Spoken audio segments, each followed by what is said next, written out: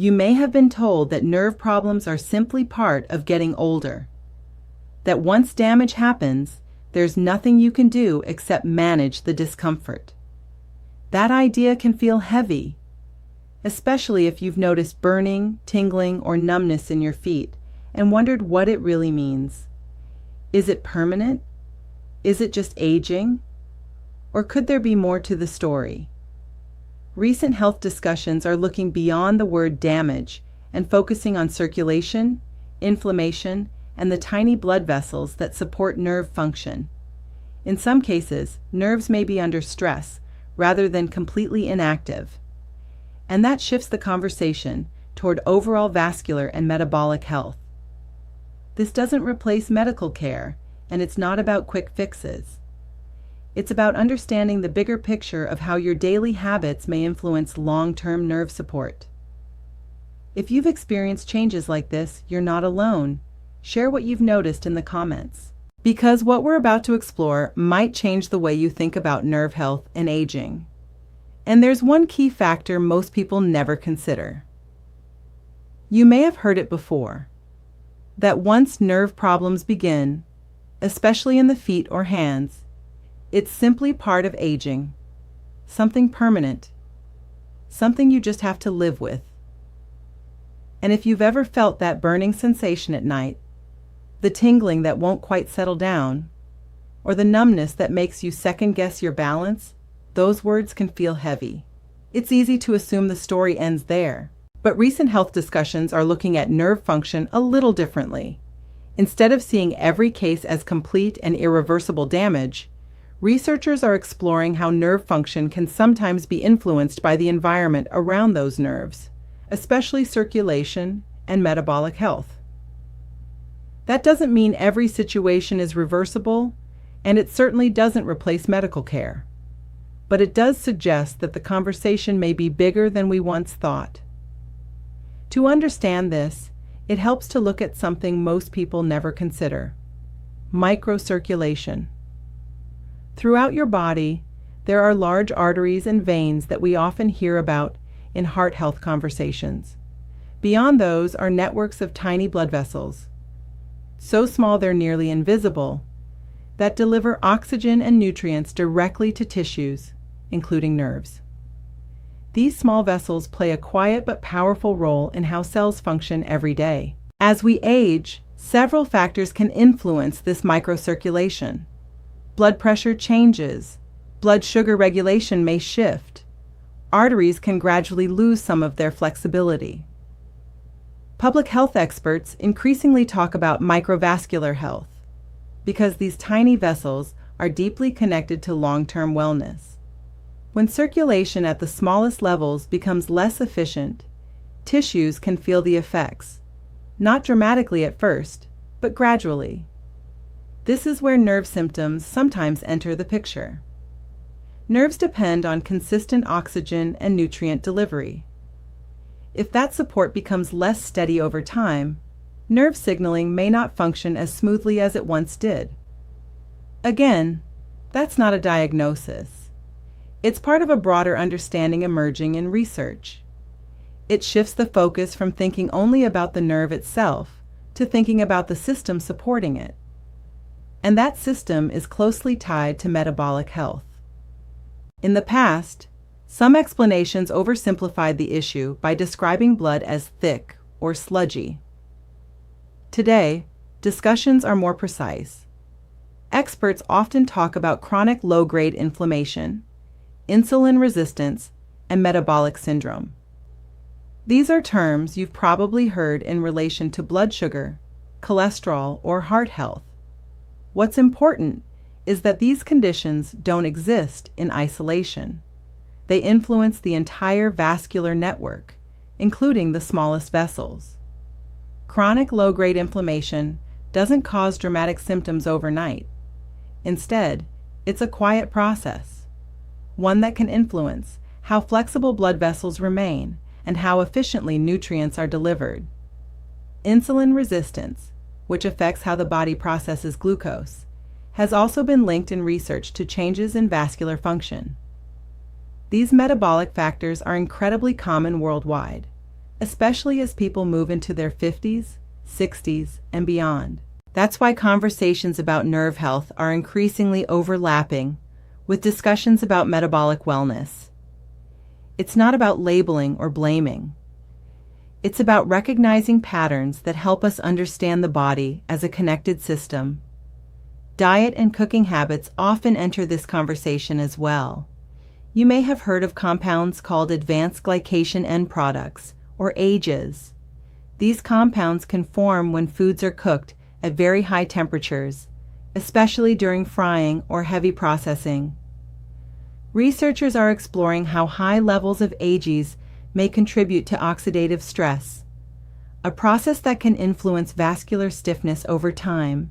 The key here isn't fear, it's context. No single ingredient defines health. No single oil determines your future. What matters more is overall dietary patterns.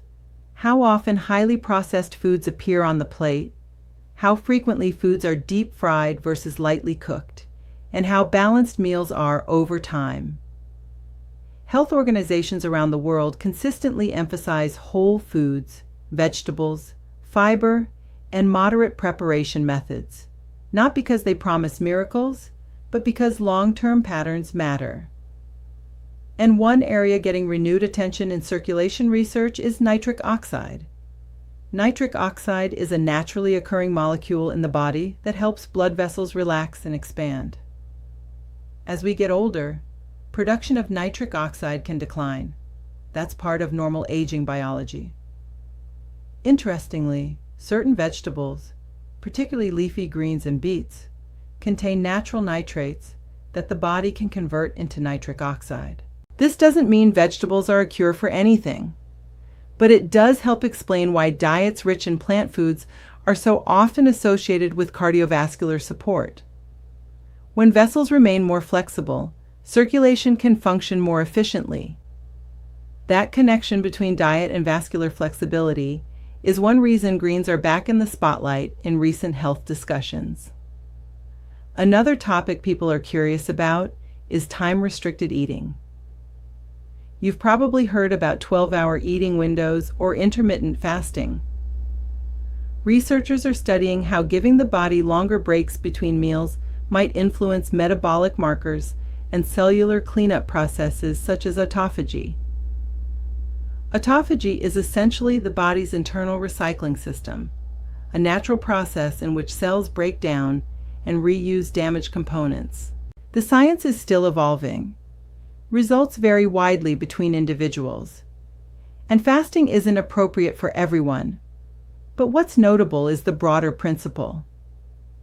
Metabolic balance appears to benefit from periods of rest, not constant grazing. That insight connects back to inflammation, insulin sensitivity, and vascular health. It's not about extremes. It's about understanding rhythms. All of this leads to a bigger question many viewers quietly carry. Is it too late? If you're in your 60s, 70s, or beyond, you might wonder whether these systems are already set in stone. Research into healthy aging offers some reassurance. The body retains an ability to adapt throughout life. Scientists studying vascular remodeling and angiogenesis, the formation of new small blood vessels, have found that adaptation can occur even later in life, although the degree varies depending on overall health status. This doesn't guarantee change, but it does challenge the idea that aging equals automatic decline without the possibility of adjustment. The human body is dynamic. It responds to environment, habits, movement, and nutrition patterns. That adaptability is one of its most remarkable features. At the same time, it's essential to stay grounded. None of these discussions replace professional medical guidance. Nerve symptoms, circulation changes, or persistent discomfort should always be discussed with a qualified healthcare provider. In fact, one of the most empowering steps a person can take is simply asking informed questions. Talking with your doctor about microvascular health, B vitamin levels, blood sugar trends, or cardiovascular markers opens collaborative conversations. It transforms healthcare from a passive experience into a partnership. There is strength in curiosity. When you step back and look at the whole picture, nerve health isn't just about nerves. It's about circulation. It's about metabolic balance. It's about inflammation levels, daily food patterns, movement, sleep, and stress. These systems overlap in ways we're still learning to fully understand. And perhaps that's the most important takeaway. Health conversations are evolving. They're becoming more integrated, more systems-based, less focused on isolated parts, and more focused on the environment surrounding them. If you've noticed changes in sensation, circulation, or overall energy as you've gotten older, you're not alone. Many people share those concerns quietly. I'd genuinely like to hear from you. Have you experienced shifts in how your body feels over the years? What changes have you noticed? Share your thoughts in the comments so others know they're not navigating this alone. If this conversation helped you see nerve and vascular health from a broader perspective, consider liking the video or sharing it with someone who might find reassurance in balanced, research-based discussions. Small steps toward understanding can create meaningful shifts in how we approach long-term well-being, because the future of health isn't about fear. It's about awareness, connection, and informed choices. And in our next discussion, we're going to explore another overlooked factor that quietly influences circulation and aging in ways most people never expect.